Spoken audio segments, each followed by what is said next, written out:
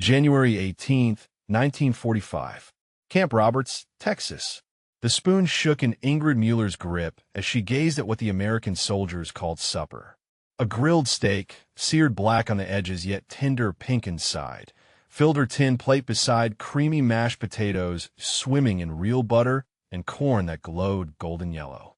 For 3 years, as a Wehrmacht communications operator, she had survived on sawdust bread and turnip soup. Now, as one of fewer than 2,000 German women held in American prisoner of war camps, she faced a meal that would have graced the table of a Nazi Party official. "This cannot be real," she whispered to her bunkmate, Greta Hoffman, who sat frozen beside her, tears streaming down her hollow cheeks. "They are mocking us. Tomorrow, we will receive the scraps we deserve." Around them, 129 other German women prisoners sat in equal disbelief in the mess hall that had been converted from a standard military facility. These were not ordinary prisoners. They were nurses captured in France, radio operators seized during the Battle of the Bulge, and administrative personnel taken during the collapse of Army Group Center. Women who had witnessed the gradual starvation of the German war effort now confronted portions that could have fed their entire families for a week. What these women did not understand was that they were experiencing something unprecedented in military history. Not just the systematic feeding of enemy prisoners according to Geneva Convention standards, but the complete demolition of everything Nazi propaganda had taught them about American weakness and German superiority. The transformation that would begin with this first American meal would ultimately shatter every assumption they held about democracy, capitalism, and the inevitable triumph of the 1,000-year Reich. But to comprehend the psychological earthquake these women experienced, we must first understand the depths of deprivation from which they emerged. By late 1944, the German food distribution system had deteriorated into organized famine. Civilian women in Berlin received 1,200 calories daily if they were fortunate. Military personnel, supposedly guaranteed adequate rations, rarely saw half their promised allowance. In the field hospitals and communication centers where these women had served, meals consisted of watery soup made from potato peels, bread that was more sawdust than grain, and coffee brewed from roasted acorns. Oberstfreiter Anna Richter, a surgical nurse captured during the Ardennes offensive, had kept a medical diary that survived in her personal effects. Her final entry before capture revealed the biological collapse of German military medicine. December 28, 1944. Performed 3 amputations today without anesthetic. No morphine for 6 weeks. The medical staff has lost an average of 30 pounds. Sister Greta fainted during surgery from malnutrition. We are eating the patient's rations because they are dying anyway.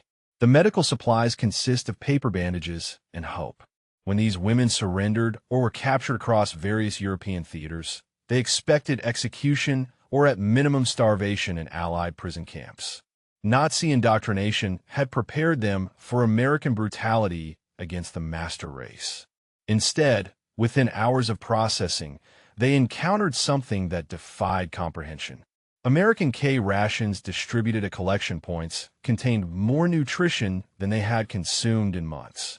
Real chocolate, processed meat that was actually meat, crackers without weevils, and instant coffee that tasted like coffee.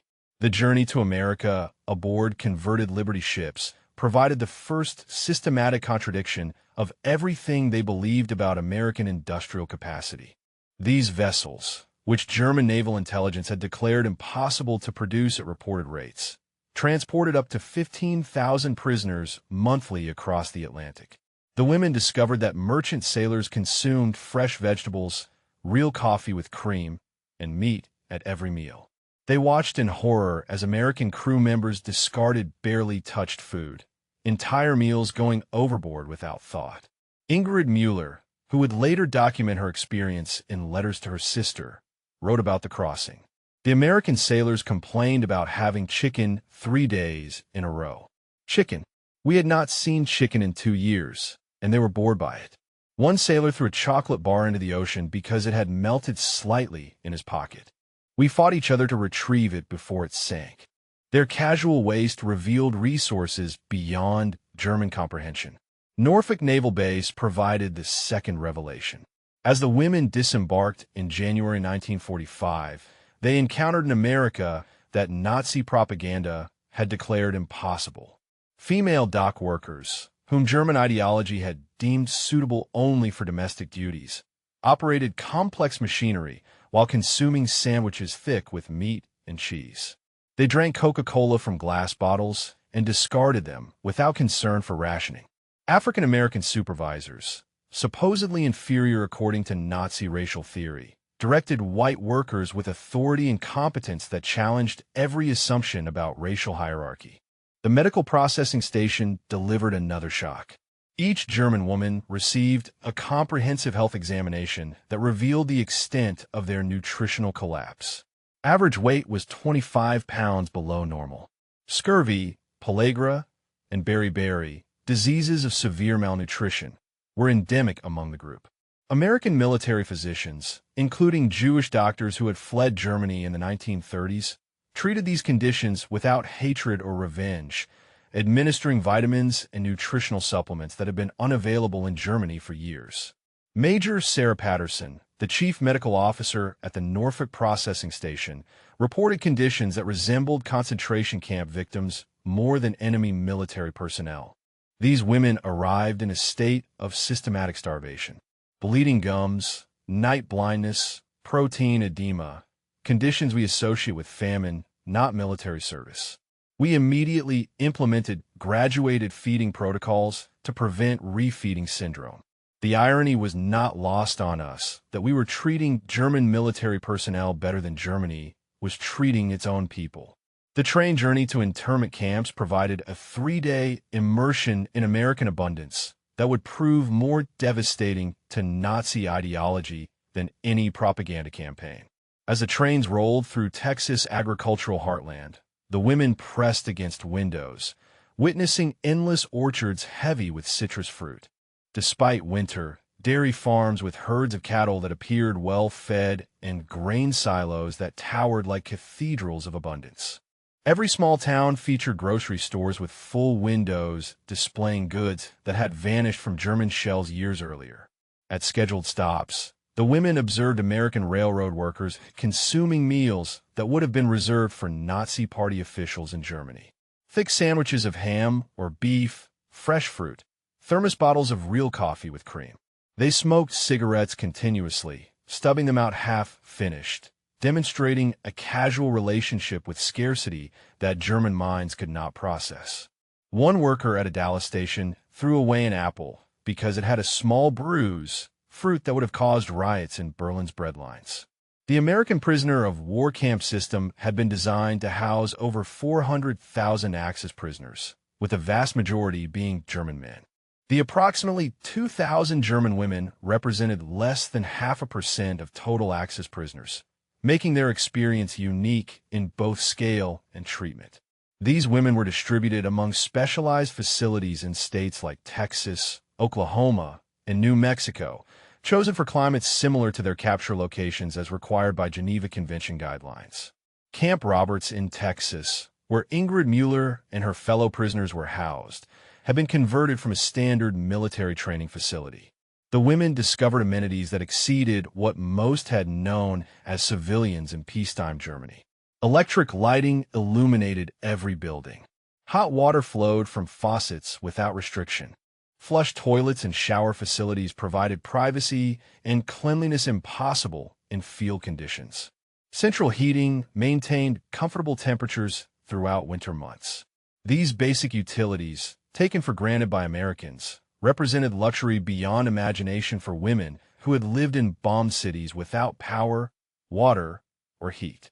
But nothing prepared them for their first full meal in the camp mess hall on that January evening in 1945. The menu preserved in military records documented an abundance that challenged reality itself. The evening meal service began at 1700 hours with precision that would have impressed German military observers under different circumstances. Steam tables lined the mess hall, each section containing enough food to supply a Wehrmacht company for 3 days. The first station featured grilled steaks, each portion weighing 8 ounces, charred on industrial grills that consumed more fuel in an hour than German field kitchens received in a week. The meat sizzled audibly, releasing aromas that triggered memories of peacetime celebrations that seemed like dreams from another lifetime. Beside the steak sat platters of barbecued ribs glazed with sweet sauce and cooked until the meat fell from the bone. This style of preparation was unknown to German cuisine, where every scrap of meat was precious and typically boiled or roasted without elaborate seasonings. The American camp kitchen used sugar, spices, and cooking techniques that demonstrated abundance beyond military necessity. They were preparing food for entertainment, not mere sustenance, a concept that shattered German understanding of wartime resource management.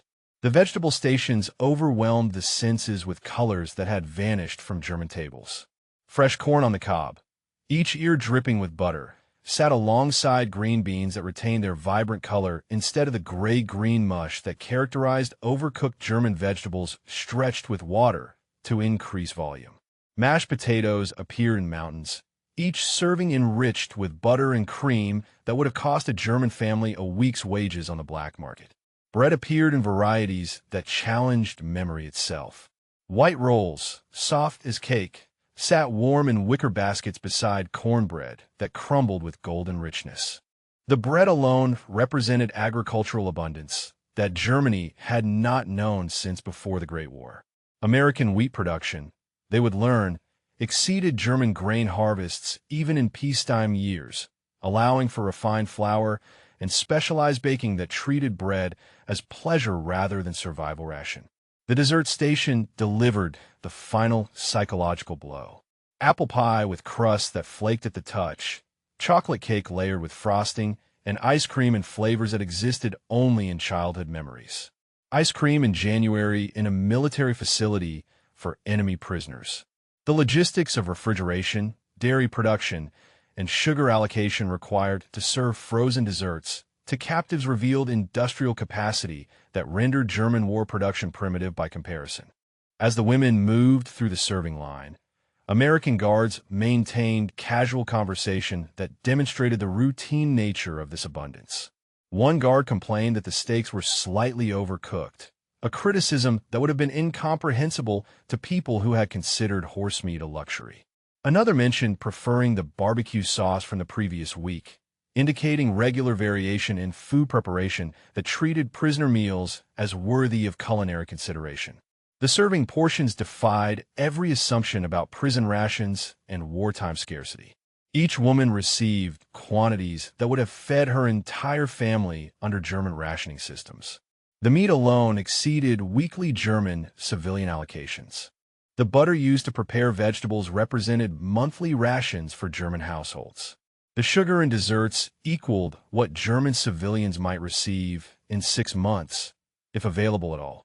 Sitting at tables equipped with real silverware rather than makeshift spoons, the women confronted their first American dinner in silence, punctuated only by involuntary sounds of disbelief. Many wept openly, overwhelmed by the contrast between this abundance and memories of families surviving on turnip soup and sawdust bread. Others sat paralyzed, unable to process the psychological implications of enemies feeding them better than their own government had managed even in peacetime. Greta Hoffman, a former radio operator who had coordinated supply requests for starving units, calculated the caloric content with the precision of someone who had lived by rationing mathematics. This single meal contains more calories than we received in 3 days during the Ardennes offensive. The butter alone represents 2 months of German civilian rations.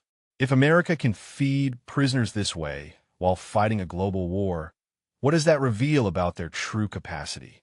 The camp mess hall served 400 prisoners across 2 shifts, processing 800 individual meals that evening. The kitchen staff, primarily American service women supported by civilian contractors, managed this operation with mechanical efficiency that impressed the German observers despite their emotional turmoil. Industrial dishwashers cleaned hundreds of plates per hour. Steam tables maintained precise temperatures across multiple food stations. Refrigeration systems preserved fresh ingredients that arrived daily from regional suppliers. The waste disposal revealed perhaps the most shocking aspect of American abundance. Entire portions of barely touched food disappeared into garbage bins without concern. Bread rolls with single bites missing. Steaks cut but not finished. Vegetables left untouched because prisoners' stomachs, conditioned by years of inadequate nutrition, could not process such rich fare. The American staff treated this waste as inevitable rather than tragic, demonstrating a relationship with scarcity that German minds could not comprehend. Kitchen records documented the daily food requirements that sustained this single camp. 2,000 pounds of meat delivered weekly. 500 gallons of milk consumed daily. Fresh produce arriving by railroad car from farms that operated without fear of bombing or requisition. The supply chain that supported this operation stretched across an entire continent, coordinating production from dozens of states to ensure enemy prisoners received better nutrition than German civilians. As the women attempted to consume their portions, physical reactions revealed the extent of their previous deprivation. Rich gravies caused nausea in stomachs accustomed to watery broths. Butter-laden vegetables triggered digestive distress after months of fat-free diets. The sweetness of desserts overwhelmed palates that had forgotten the taste of sugar. Many could finish only portions of their meals, their bodies rejecting abundance after adapting to starvation. Medical staff monitored these feeding sessions with scientific interest, documenting the physiological impact of transitioning from malnutrition to adequate nutrition. Weight gain averaged 2 pounds per week during the first month of captivity. Scurvy symptoms disappeared within days of vitamin C consumption through fresh vegetables. Night blindness resolved as vitamin A deficiency was corrected through dairy products and yellow vegetables that had been unavailable in Germany for years. The evening concluded with coffee service that delivered another cultural shock. Real coffee brewed from beans rather than acorn substitutes, served with cream and sugar available without restriction. The aroma alone triggered memories of peacetime cafes and family gatherings that seemed impossibly distant. American guards consumed this coffee casually throughout their shifts, treating as routine what had become the most precious commodity in wartime Germany. As the women returned to their barracks that first evening, conversations began that would continue throughout their captivity and influence their worldviews for decades afterward. How could America maintain such abundance while simultaneously fighting enemies across multiple continents? What did this reveal about the industrial capacity they had been taught to dismiss as inferior? Most disturbing of all, if America could feed enemy prisoners with such generosity, what did that suggest about the true balance of power in this war? The psychological implications rippled through the barracks like shock waves through water. Ingrid Mueller lay on her cot that first night, staring at the ceiling while her stomach churned from rich food her body had forgotten how to process. Around her, 129 other German women faced the same terrifying revelation. Everything they had believed about American weakness was crumbling with each satisfied bite they had forced down their throats. In the darkness, whispered conversations began to reshape their understanding of the world. Anna Richter, the captured surgical nurse, spoke first. If they can feed us like nobility while their own men fight and die overseas, what does that say about their resources? Her voice carried the clinical precision of someone accustomed to documenting impossible medical cases, but now she was documenting the impossible abundance of their captors. Gertrude Hoffman, a communications specialist who had coordinated supply lines across the collapsing Eastern Front, possessed intimate knowledge of German resource limitations. She had spent months requisitioning equipment that never arrived, requesting ammunition that did not exist, pleading for medical supplies that had been consumed by higher priority units. Now, she calculated American logistics with the same methodical approach she had once applied to German shortages. They served us 8 ounces of beef per person, she whispered to her bunkmates. Our entire communications battalion received less meat in a month than this camp consumes in a single evening. The mathematics of American abundance defied every assumption about wartime economics she had learned through 3 years of desperate improvisation. Sleep proved elusive for women whose bodies were simultaneously rejecting and craving the nutrition they had consumed. Many experienced what camp medical officers would later document as refeeding syndrome, the physiological shock of transitioning from starvation to adequate nutrition too rapidly. Stomachs cramped from unaccustomed fats. Digestive systems struggled to process proteins they had been denied for months. Yet beneath the physical discomfort lay psychological transformation more profound than any bodily change. The second day brought breakfast that continued their education in American industrial might. The mess hall opened at 0630 hours with military precision, but the abundance remained staggering. Scrambled eggs prepared with real butter sat alongside bacon that sizzled with fat content that would have been impossible to obtain in Germany. Fresh orange juice, squeezed from fruit that traveled thousands of miles from Florida groves, provided vitamin C that had vanished from German diets when citrus imports ceased. Pancakes appeared in stacks, each one larger than the daily bread ration German civilians received when fortunate. Maple syrup flowed freely, a luxury product that demonstrated America's capacity to allocate agricultural resources to pleasure rather than mere survival. The syrup alone represented sugar consumption that exceeded monthly German civilian allowances. Yet it was provided without measurement or restriction to enemy prisoners. Coffee service continued the psychological assault on German assumptions. Real coffee beans roasted and ground, fresh daily produced beverages that reminded the women of peacetime cafes and family celebrations. American guards consumed this coffee throughout their shifts, treating as routine what had become Germany's most coveted black market commodity.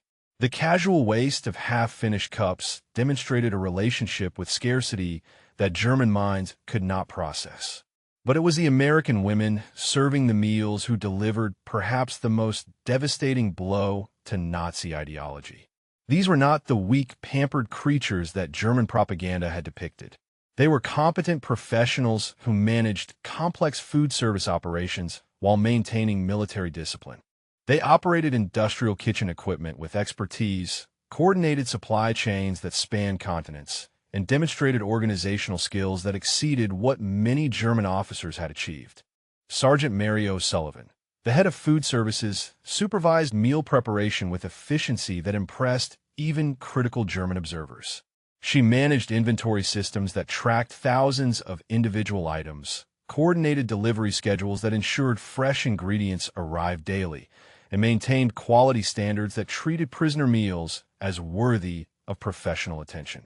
Her casual competence challenged every assumption about female capabilities that Nazi ideology had promoted. The serving line conversations revealed American attitudes that contradicted German expectations about racial hierarchy and social organization. African American kitchen staff worked alongside white personnel without the segregation and hostility that German prisoners expected. They demonstrated technical expertise with complex equipment, supervised white subordinates when rank demanded, and maintained professional relationships that defied Nazi theories about racial incompatibility. Private Dorothy Washington, who operated the industrial dishwashing system, managed equipment more sophisticated than anything the German women had encountered in military service. She maintained precise temperatures, coordinated chemical sanitization processes, and processed hundreds of dishes per hour with mechanical precision. Her expertise challenged assumptions about racial capabilities while demonstrating American technological advancement that rendered German military equipment primitive by comparison. The food itself continued to educate German prisoners about American agricultural capacity through variety that exceeded their comprehension.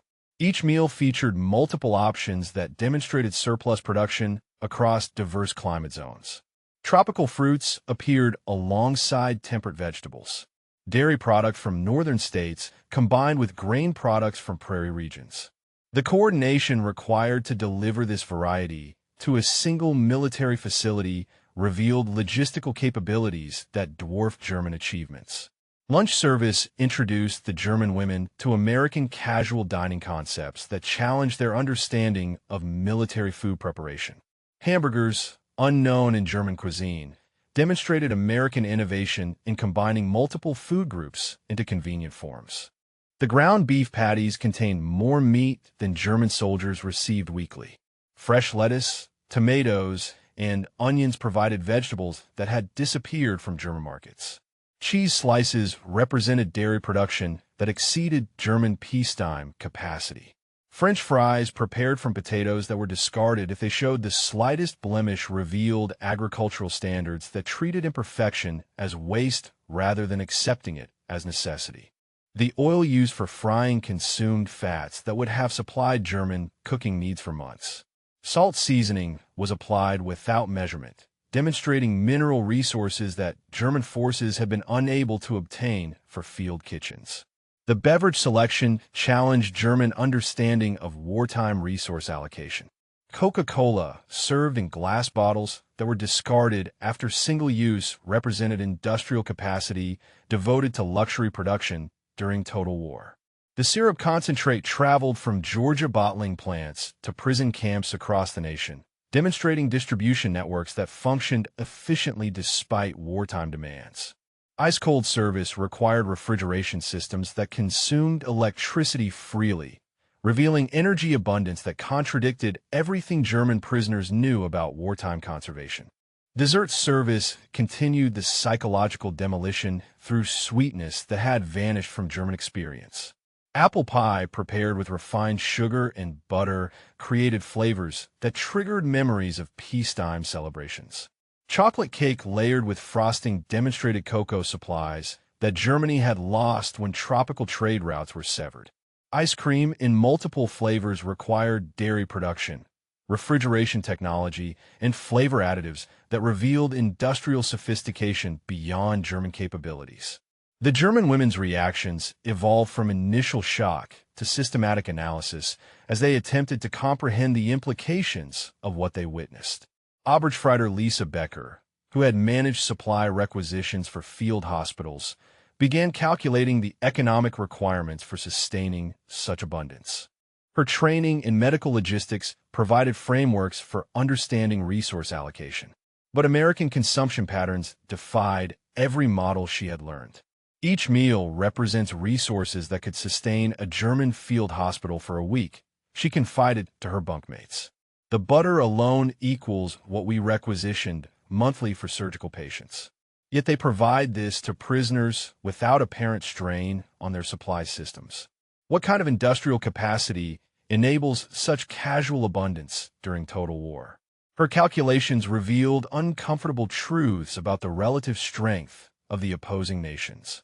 If America could maintain such consumption levels while simultaneously supporting military operations across multiple theaters, while shipping supplies to European allies, while maintaining civilian morale through adequate rationing, then German intelligence assessments of American capacity had been catastrophically incorrect. The third day brought variations in menu selection that demonstrated American abundance through choice rather than mere quantity. Multiple protein options allowed prisoners to select preferences, a concept that had vanished from German experience when rationing eliminated alternatives. Beef, pork, chicken, and fish appeared simultaneously, requiring supply chains that coordinated production from diverse agricultural sectors. Vegetable selections included produce from different climate zones served simultaneously. Northern crops appeared alongside southern specialties. Root vegetables from prairie farms combined with leafy greens from coastal regions.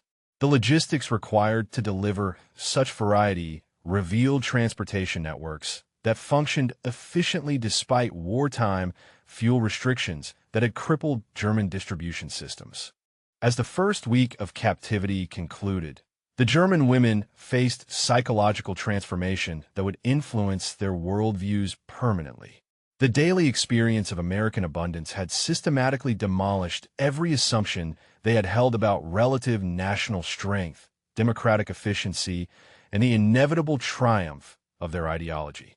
They were witnessing the arsenal of democracy, not through military displays, but through the simple act of eating meals that exceeded their most optimistic peacetime memories.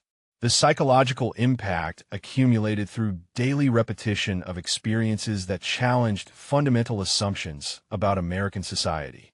Each meal delivered evidence that contradicted Nazi propaganda about democratic weakness and racial incompetence. The abundance was not propaganda designed to impress prisoners, but routine operation of systems that functioned at this level consistently. American guards confirmed this reality through casual conversations that revealed their own expectations about food quality. They complained about minor variations in preparation methods. They expressed preferences between different menu options. They discussed food with the casual familiarity of people accustomed to abundance, treating as normal what German prisoners experienced as miraculous. The psychological transformation was complete and irreversible. These 2,000 German women returned to a devastated homeland, carrying knowledge that would reshape an entire generation's understanding of American power. They had witnessed democracy's greatest weapon not in its bombers or battleships, but in its mess halls. Every steak had been an argument against Nazi ideology. Every barbecued rib had demolished propaganda about American weakness. They came as believers in German superiority and departed as witnesses to abundance beyond imagination.